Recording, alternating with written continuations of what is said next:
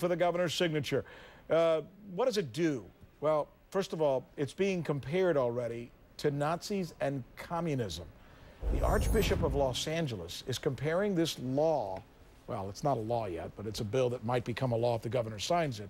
It's Cardinal Roger Mahoney who's blogged this, quote, "I can't imagine how Arizonans now are reverting to German Nazi and Russian communist techniques whereby people are required to turn one another in to the authorities on any suspicion of documentation.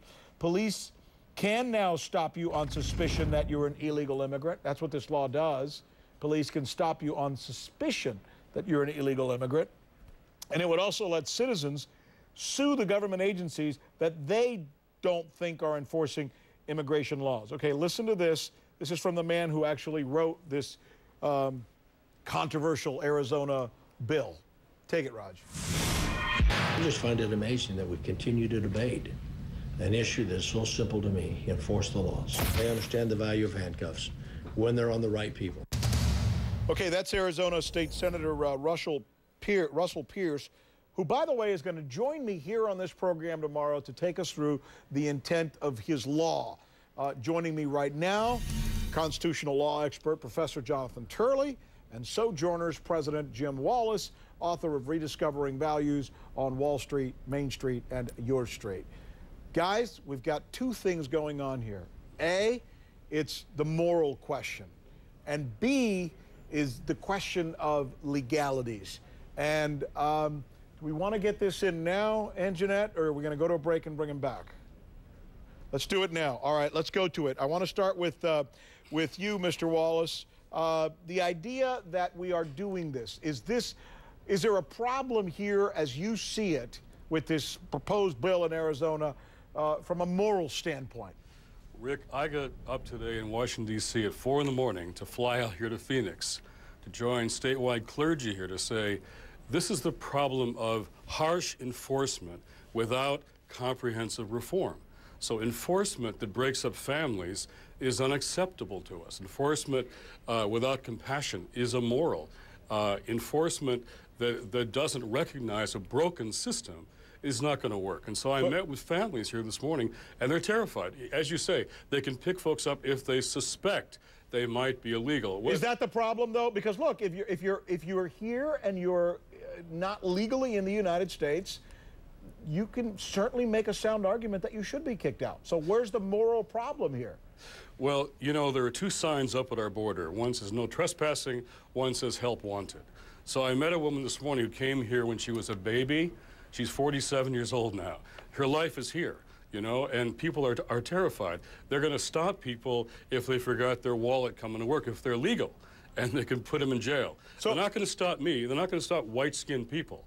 This really is a mistake, and you know, actually they say, Rick, you can harbor or transport undocumented people. Well, churches harbor and transport vulnerable people all the time. This law will force us to disobey the gospel, and I'm telling you, we are not going to comply. Well, that's interesting. And you mentioned in part of your argument the fact that some of the people that they stop may be perfectly legal citizens that just happen to have darker, browner skin. That gets us into the legal argument as well. Is it constitutional? And that's why we have Jonathan Turley. Jonathan, take it away. Hi, Rick. There's no question, at least in my mind, that a state can have concurrent enforcement of federal laws. There's some limitations on it. But this bill raises a number of troubling constitutional questions. One is this reasonable suspicion standard. Now, that's a standard that comes out of a case called Terry v. Ohio. And usually it's easy to figure out. It's when police see a bulge in a pocket where they believe they see contraband, they have a reasonable suspicion to do a pat-down. That's never really been used when it comes to someone's status as a citizen. How on earth do you have reasonable suspicion that somebody is illegal unless you're doing racial profiling? And even with racial profiling, I don't even understand how you could do that. What you're left with would be an arbitrary and capricious system of basically a papers check like we've seen historically in past countries. Well, but I'm not sure it's as much two things going on here that I want to get at in just a moment. Is it that much of a profiling issue, or is it really a constitutional issue not violating the rights of those people who happen to be illegal, but violating the rights of the people who are stopped, who are legal and are being stopped simply because their skin is darker. The second question is the comparison to what the Nazis were doing with the Jews in the 1940s. This is what Archbishop Mahoney said. Is that valid?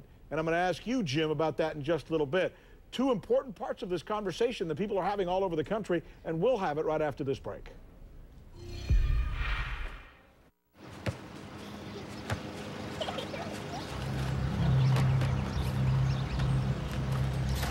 Okay, how about some lunch?